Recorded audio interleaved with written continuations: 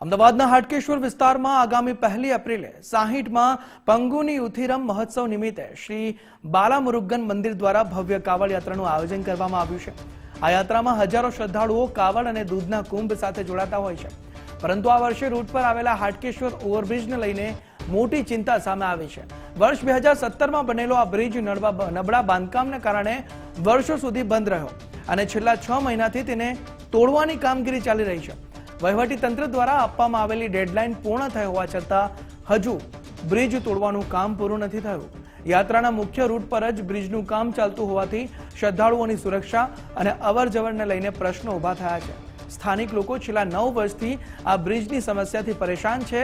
આ સંજોગોમાં કોઈ દુર્ઘટના ન ઘટે તે માટે મંદિર પ્રશાસન દ્વારા તંત્રને ખાસ સુરક્ષા વ્યવસ્થા ગોઠવવા અને ટ્રાફિકનું યોગ્ય આયોજન કરવા વિનંતી કરવામાં આવી છે કે જે એના માટે થઈને એ લોકોની કાવડિયા યાત્રા નીકળે છે। હવે આ કાવડિયા યાત્રા ક્યાંથી કાઢવી એ પ્રશ્ન ઊભો થયો છે।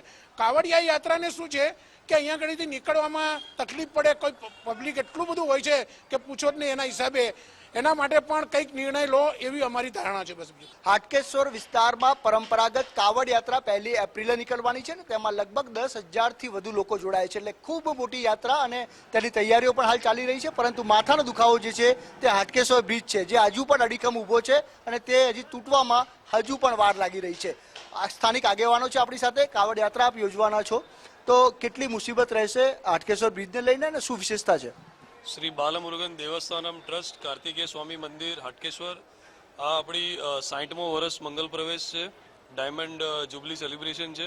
કાર્તિક સ્વામી અને ગણેશજી એમના સવારે અમે કાવડ યાત્રા નીકળવાનું છે અને રાતના શોભાયાત્રા નીકળવાનું છે। લગભગ 25થી 30,000 પબ્લિકની અમે અપેક્ષા કરી રહ્યા છે।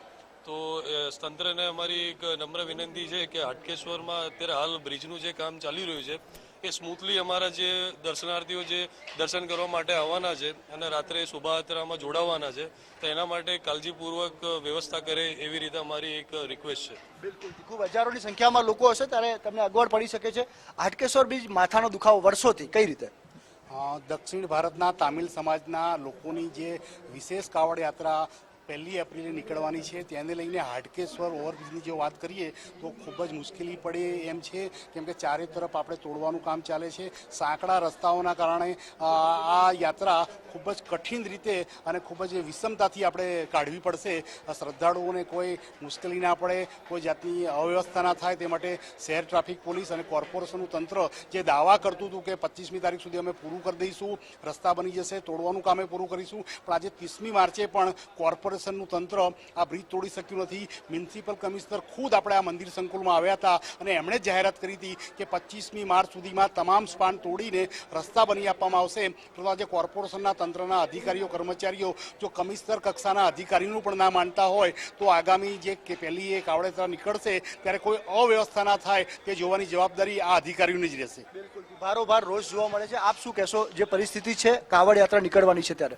કાવડ યાત્રા જે નીકળવાની છે 1 તારીખે સવારમાં મોર્નિંગમાં 8 સાડા 8 વાગે સમથિંગ નીકળતી હોય છે અને જે રૂટીન રૂટ છે એ પ્રમાણે જ નીકળતી હોય છે અને જાનહાની અને બીજું કોઈ રસ્તામાં માલ મિલકતનું નુકસાન ના થાય અને અમારી જે પબ્લિક આવવાની છે એને કોઈ પણ જાતની હેરાનગતિ ના થાય। જે રૂટના ડિવાઇડેડ રૂટ છે એની અંદર અને કોરિડોરની અંદર જે સાફ સફાઈનું કામ છે તે મ્યુનિસિપાલિટી તંત્રને જણાવેલ છે અને એ છતાં પણ હજુ તારીખ આજે 31 તારીખ થઈ ગઈ છે, બધું કંઈ વ્યવસ્થા વધારે થઈ નથી। શું કહેશો આપ?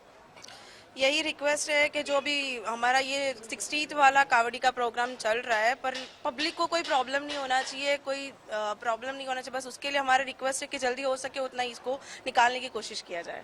કાવડ યાત્રામાં જોડાનાર સર્વે ભાવિ ભક્તોમાં ચિંતાનું મોજું ફરી વળ્યું છે, કારણ કે આ હાટકેશ્વર બ્રિજ વર્ષોથી માથાનો દુખાવો રહ્યો છે। 40થી 45 કરોડના ખર્ચે બનતા 3 વર્ષ લાગ્યા। વેપારીઓ સ્થાનિકો ભારે પરેશાનીમાં મુકાયા। બન્યા બાદ પણ 1-1.5 વર્ષ માંડ ચાલ્યો હશે, 3 વર્ષ સુધી લગભગ તે બંધ રહ્યો અને ત્યારબાદ હવે તોડવામાં પણ 6 મહિનાથી વધુ સમય નીકળી ગયો છે। એટલે લગભગ 7-8 વર્ષથી સ્થાનિક પ્રજા હાટકેશ્વર બ્રિજને કારણે કરોડોના ખર્ચા બાદ પણ ત્રાહિમામ છે। ત્યારે હવે કાવડ યાત્રા નીકળશે ત્યારે આ કાવડ યાત્રામાં જોડાનાર હજારો જે પબ્લિક છે તેને કેવી વ્યવસ્થા તંત્ર દ્વારા કરવામાં આવે છે તે જોવું મહત્વનું બની રહેશે, કારણ કે હજુ પણ જે કામગીરી છે જે સ્પાન તોડવાની તે પૂર્ણ થઈ નથી અને કાટમાળ આખા રૂટ ઉપર જેમને તેમ પડેલો જોવા મળી રહ્યો છે। કેમેરા પર્સન ગજરાજ સાથે સંજય જોશી, ગુજરાત ફર્સ્ટ, અમદાવાદ.